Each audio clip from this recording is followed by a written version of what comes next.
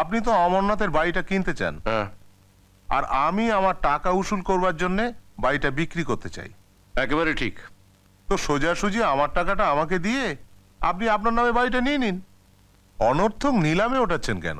মল্লিক মশাই, যদি কোনো বাড়ি নিলামে বিক্রি হয় তাহলে সব থেকে আগে বিক্রি যায় বাড়ির মালিকের সম্মান। বাংলায় একটা প্রবাদ আছে, যদি তোমার সঙ্গে কেউ শত্রুতা করে তাকে রাস্তার ভিখিরি বানিয়ে দাও। সে ভিক্ষের জন্য দাঁড়াবে কিন্তু ভিক্ষে করতে পারবে না। শুনুন শুনুন শুনুন, আপনাদের অবগতির জন্য জানানো হচ্ছে যে শ্রী অমরনাথ চৌধুরীর এই বাড়ি 50 লাখ টাকায় শ্রী হরেন্দ্রনাথ মল্লিক মহাশয়ের নিকট বন্ধক রয়েছে। তাই সবাইকে জানানো হচ্ছে এক্ষণে সরকারি আদেশ অনুসারে আগামী 15ই জানুয়ারি বেলা 11 ঘটিকায় এই বাড়ি নিলামে উঠিবে। চলো। বিজয়, তোরা শুনতে পাচ্ছিস? আমাদের এই বাড়িটা নিলাম হবে। জানি জানি, এতে আশ্চর্য হওয়ার কি আছে? একদিন না একদিন তো হতোই। তোরা এই বাড়িটা নিলাম হতে দিবি? এই বাড়িটা শুধু ইট চুন সুরকির নয়, এই বাড়ির প্রত্যেকটা ইটের মধ্যে মিশে আছে তোর বাবার পরিশ্রম, ভালোবাসা, সবকিছু। আর এই বাড়িটা যদি নিলাম হয়ে যায়, আমরা কোথায় যাব? কোথায় যাব আমরা? যে যার নিজের ব্যবস্থা নিজেই করে নেবে মা। আমরা আমাদের বাড়ি দেখে এসেছি। আমি মধু আর বনিকে নিয়ে সেখানে শিফট করব। আমার অফিসের একটা কোয়ার্টার খালি পড়ে আছে, যতদিন না কিছু করে উঠতে পারে আমি রত্নাকে নিয়ে ওখানেই থাকবো। আর তাছাড়া তুমি কোনো চিন্তা করো না মা, তোমার বাবার আর বর্ষার জন্য আমি একটা বাড়ি ভাড়া নিয়ে নেব। টাকাটা আমাকেই গুনতে হবে, সে আর কি করা যাবে। তোমাদের তো আর ফেলতে পারি না। থাক বাবা, অনেক দয়া করেছিস। বাড়ির সম্মান বাঁচাতে লোকে নিজের জীবন দিয়ে দেয়, আর তোরা নিজেদের বাঁচাতে বাড়ির সম্মান নিলামে তুলেছিস। এত বড় একটা মানুষের সন্তান হয়ে তোদের মন এত ছোট হলো কি করে? মা, আমি হাত জোর করে এ বাড়ির সম্মান তোদের কাছে ভিক্ষে চাইছি বাবা। এ বাড়ি তোরা নিলাম হতে দিস না।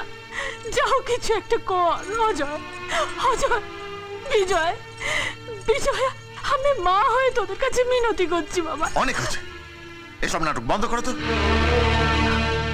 কি বললি? নাটক? মা যখন সন্তানকে 10 মাস 10 দিন গর্ভে ধারণ করে তখন তার মধ্যে নাটক থাকে না। যখন সেই সন্তানকে স্নেহ দিয়ে, ভালোবাসা দিয়ে বড় করে তোলে তখন তার মধ্যে কোনো নাটক থাকে না। আজ আমি আমার সেই স্নেহ ভালোবাসার প্রতিদান চাইছি। ও মা, তুমি কেন বুঝতে পারছো না বলো তো? এই বাড়িটা নিলাম হলে কম করে 2-3 কোটি টাকা আমরা পেয়ে যাব। দেনা শোধ করেও আমাদের হাতে বেশ কিছু টাকা থেকে যাবে। সেই টাকা দিয়ে আমরা আমাদের বাড়ি কিনে নেব। এই পুরনো চরকায় কতদিন তেল দেবো বলো তো মা? সময়ের সাথে সাথে নিজেদের বদলানো দরকার। সময় বদলাতে পারে, তোরা বদলাতে পারিস, কিন্তু আমি কোনোদিন বদলাবো না। বসে যে একদিন এ বাড়ির চৌকাঠে পা রেখেছিলাম, সে বাড়ির চৌকাঠ থেকে আমার মৃতদেহ বেরবে।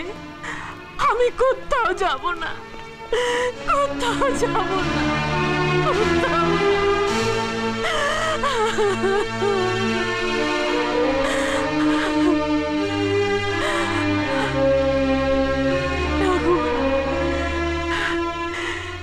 এই বাড়ি নিলাম হবার আগে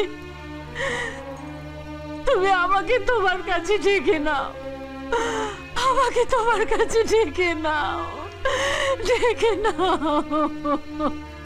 জেন্টলম্যান, নিলাম শুরু হওয়ার আগে আপনাদের বলে দিই, এই সুন্দর বাড়িটির জন্য প্রথম দর দিয়েছেন হরেন্দ্রনাথ মল্লিক, দাম 50 লাখ। বলুন, 50 লাখ, 50 লাখ, 51 লাখ, 55 লাখ, 55 লাখ, 56 লাখ, 57 লাখ, 57 লাখ, 57 লাখ। বলুন, আর কেউ আছেন? 57 লাখ, 57 লাখ, 60 লাখ। বলুন, আর কেউ কিছু বলবেন? বলুন।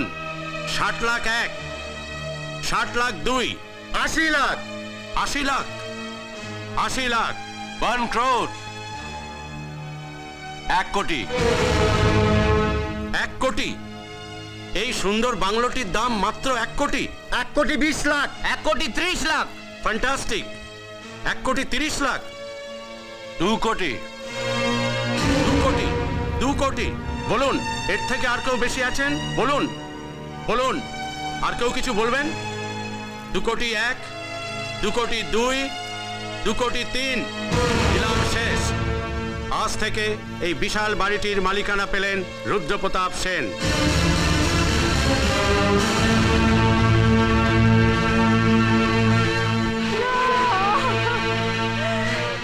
এ বাড়ির প্রত্যেকটা জিনিস আমি নিজে হাতে সাজিয়েছি। এ আমার ঘর, আমার স্বামীর ঘর, আমার ভালোবাসার মন্দির, আমাদের স্বপ্নের স্বর্গ। এই বাড়ি আমি কাউকে দিতে পারবো না, কাউকে না, কাউকে না। শান্তি, শান্তি, শান্তি।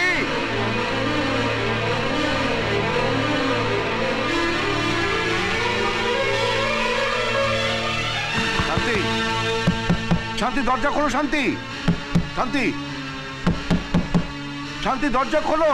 শান্তি, দরজা খোলো। শান্তি, শান্তি।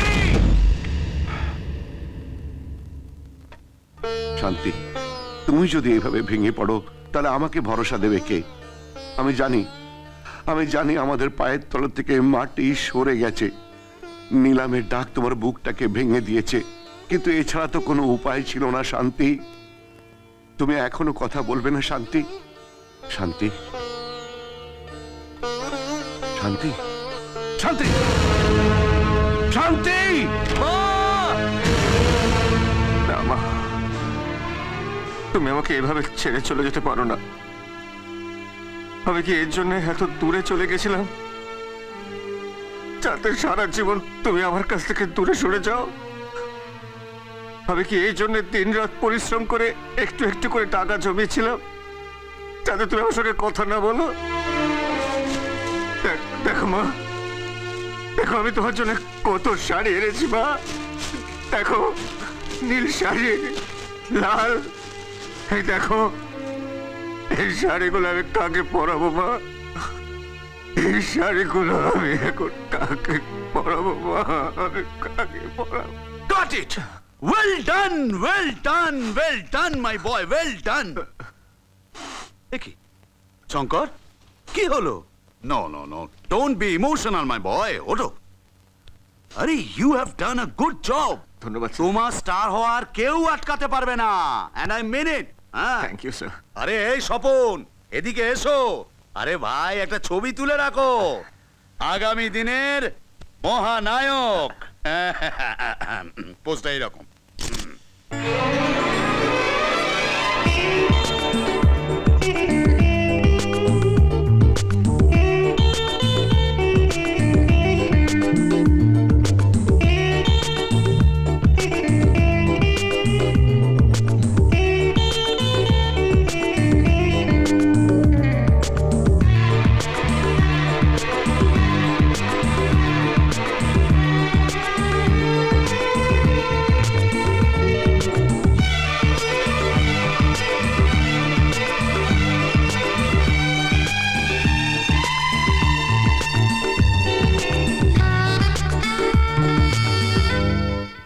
নমস্কার। ভারতীয় চলচ্চিত্রের ইতিহাস পড়লে আপনাদের অনেক নক্ষত্রের নাম মনে পড়বে। যেমন হিন্দি ছবির ক্ষেত্রে দিলীপ কুমার, রাজেন্দ্র কুমার, রাজ কাপুর, তারপরে রাজেশ খান্না, অমিতাভ বচ্চন, এখন শাহরুখ খান, সলমান খান, আর বর্তমানে ঋত্বিক রোশন তো আছেনই। সেই সঙ্গে দক্ষিণে রয়েছে শিবাজি গণেশন, এন.টি. রামারাও, তারপরে রজনীকান্ত, কমল হাসান। কিন্তু বাংলার আকাশে বরাবর মহানায়ক উত্তম কুমার। আজ সেই বাংলার আকাশে এক নতুন নক্ষত্র দেখা দিয়েছে, যিনি বাংলার আকাশে নিজের আসন একেবারে পাকা করে নিয়েছেন। আর এখন টলিউড ছেড়ে বলিউডের দিকে পা বাড়িয়েছেন। লোকের মুখে মুখে এখন একটাই নাম, শঙ্কর। নমস্কার। শঙ্করবাবু, আপনি আপনার হাজারো ব্যস্ততার মধ্যেও যে সময় করে আমাদের এখানে এসেছেন, তার জন্য আমার পক্ষ থেকে, দর্শকদের পক্ষ থেকে, চ্যানেলের পক্ষ থেকে আপনাকে অনেক ধন্যবাদ। প্রথমেই আপনাকে একটা ছোট্ট প্রশ্ন করব। আপনি খুব অল্প সময়ই সফল হয়েছেন। এই সাফল্য পাবার পর আপনার কেমন মনে হচ্ছে? সত্যি কথা বলতে গিয়ে পুরো ব্যাপারটাই আমার কাছে স্বপ্নের মতন মনে হয়। শঙ্করবাবু, আমরা জানি যে কোনো মানুষেরই সাফল্যের পেছনে কারো না কারো হাত থাকে। আপনার সাফল্যের পেছনে কার হাত আছে? অনেকেরই হাত আছে, কিন্তু সবচেয়ে বড় হাত আছে আমার বাবু মশাইয়ের। বাবু মশাই? শঙ্করবাবু, আমাদের দর্শক জানতে চায় বাবু মশাই কে? বাবু মশাইয়ের কথা আমি নিজেই বলতে চাই। তিনি এমন একজন মানুষ যার নাম আমি ভগবানের আগে নিই। ভগবান তো অনেক কিছু দিয়ে আবার ফেরত নেন, কিন্তু বাবু মশাই কিছু নেননি। তার দয়াতেই আজ আমি হয়েছি। আমি তার থেকে দূরে সরে আছি সত্যি, কিন্তু তার জন্যে আজ লাখো লাখো মানুষ আমার এই অনুষ্ঠান দেখছেন। আমার বাবু মশাই অনুষ্ঠান দেখছেন। কি বাবু মশাই, দেখছেন তো? আমি জানি যে আপনি খুব খুশি হয়েছেন। ভাবছেন যে আপনার শঙ্কর আপনার থেকে কেন দূরে সরে আছে। ব্যাস আর কয়েকটা দিন ভাগ্য আপনাকে আমার কাছ থেকে দূরে সরিয়ে রাখতে পারবে।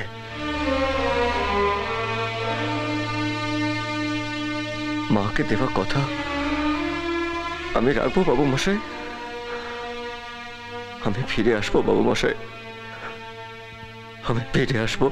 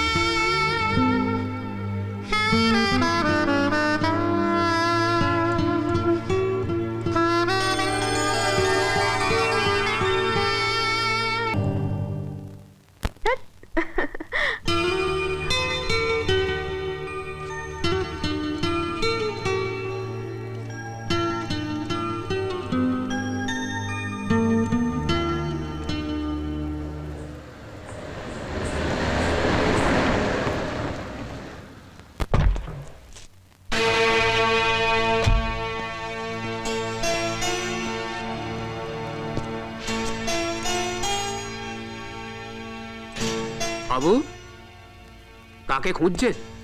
আচ্ছা, এই বাড়িতে তালা কেন? মানে বাবু মশাইটা কোথায়? কে বাবু মশাই?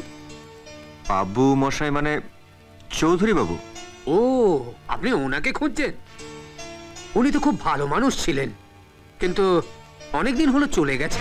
চলে গেছে? কোথায় গেছে? তা বলতে পারবো না। বাড়িটা নিলাম হয়ে যাবার পর ওনাকে আর দেখা যায়। নিলাম হয়ে গেছে? আগে হ্যাঁ, এখন এই বাড়ির মালিক রুদ্রপ্রতাপ সেন। রুদ্রপ্রতাপ? আচ্ছা, এই বাড়িতে আর যারা থাকতো তারা কোথায়? মানে ওর ছেলেরা? ছেলে বলবেন না, এক একটা কসাই। এখন তো অনেক বড় লোক হয়ে গেছে। এখানে একটা ফ্যাক্টরি করেছে। দুই ভাই মিলে বাড়ি বিক্রির সমস্ত টাকা হাতিয়ে বাবা আর বোনকে রাস্তায় নামিয়ে দিয়েছে। বাবু মশাই এগুলো মেনে নিলেন কেন? কেন মুখ বুঝে সব সহ্য করলেন? কি আর বলবো, নানা চিন্তায় উনি ভেঙে পড়েছিলেন। তারপর স্ত্রী মারা যাবার পর